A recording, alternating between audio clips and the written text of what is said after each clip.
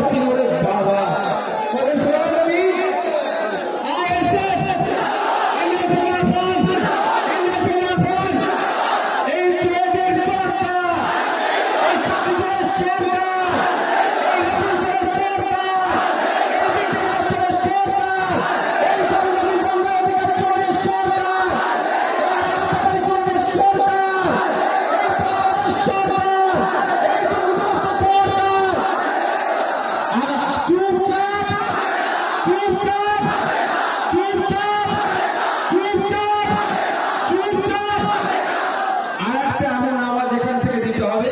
কালীঘাটে যেন আওয়াজটা পৌঁছে যায় যে আগামী 4 তারিখে ভাঙড় থেকে লিড দিয়ে দেশের পার্লামেন্টে যাদবপুর থেকে জিতেন্দ্র খান সাহেবকে আইএসএফ পাঠাচ্ছে এই স্লোগানটা এখান থেকে দিতে হবে।